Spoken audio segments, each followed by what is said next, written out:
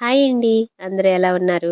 Welcome back to Diya sweet home. ఈరోజు వీడియోలో ఊరమిరపకాయలని ఎలా తయారు చేసుకోవాలో చూద్దాము. వీటిని మజ్జిగ పచ్చిమిరపకాయలని కూడా అంటారు. ఒక్కొక్కళ్ళు ఒక్కొక్క విధంగా పిలుస్తారు. ఇవి మనం ఒకసారి చేసి పెట్టుకున్నాము అంటే 1 ఇయర్ వరకు కూడా నిల్వ చేసుకోవచ్చు. ఇవి వేయించుకొని పప్పులో, సాంబార్‌లో, రసంలో గానీ నంచుకొని తిన్నామంటే రుచి చాలా బావుంటుంది. మీరెప్పుడైనా ట్రై చేసి ఉండకపోతే తప్పకుండా ఒకసారి ట్రై చేసి టేస్ట్ చేయండి. అలాగే ఈ వీడియోలో ఈ ఊరమిరపకాయలని ఎలా తయారు చేసుకోవాలో చూద్దాము.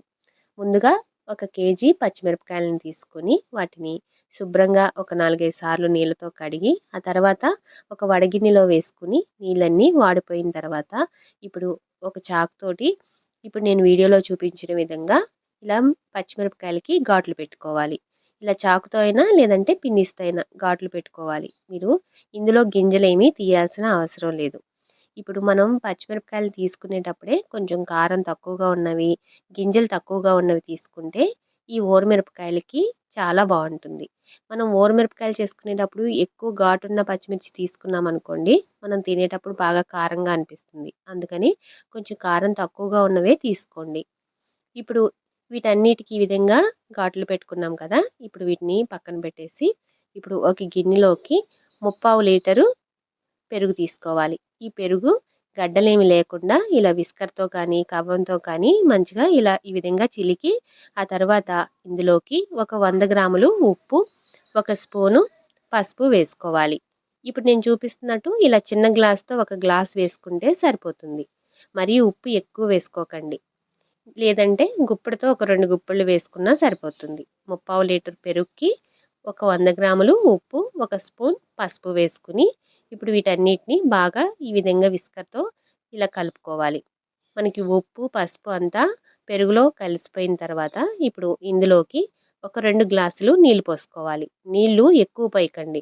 మరీ పల్చగా అయిపోయినా కూడా మనకి పచ్చిమిరపకాయలు వేసినప్పుడు మజ్జిగనేవి పచ్చిమిరపకాయలకి సరిగ్గా పట్టుకోదు. అందుకని మరీ పల్చగా కాకుండా, మరీ చిక్కగా కాకుండా ఈ విధంగా కలుపుకోండి.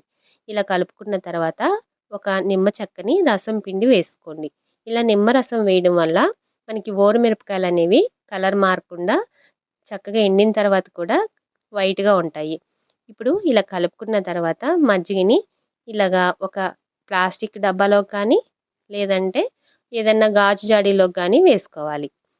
చూస్తున్నారు కదా! మజ్జిగ మరీ పల్చగా లేవు, అలా అని మరీ చిక్కగా లేవు. ఇప్పుడు ఇందులోకి మనం ముందుగా ఘాట్లు పెట్టుకున్న పచ్చిమిరపకాయలని వేసుకొని ఒకసారి బాగా కలుపుకోవాలి. ఇవన్నీ మజ్జిగలో మునిగేంత వరకు ఈ విధంగా కలుపుకోవాలి. ఇలా కలుపుకున్న తర్వాత ఈ డబ్బాకి మూత పెట్టేసి ఒక 2, 3 రోజులు పక్కన పెట్టేయాలి. ఇలా రోజు ఒకసారి పచ్చిమిర్చిని కింద నుంచి పైకి ఈ విధంగా కలుపుతూ ఉండండి.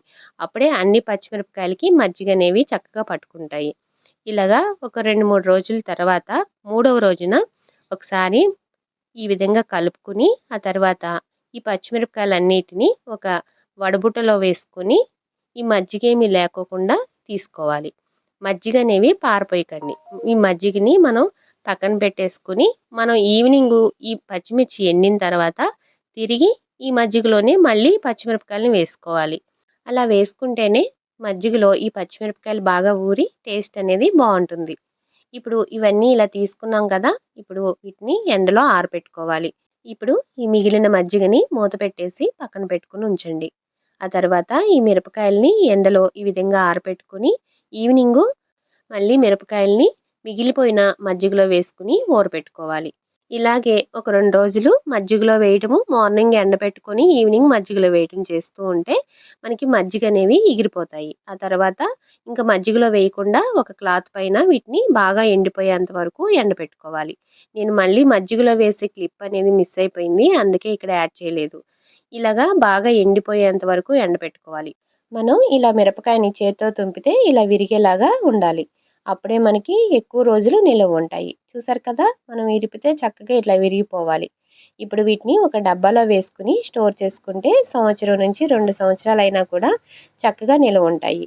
ఇప్పుడు వీటిని ఆయిల్‌లో వేసుకొని, వేయించుకొని పప్పు, సాంబార్ లాంటివి చేసుకున్నప్పుడు నంచుకొని తింటే చాలా బావుంటుంది.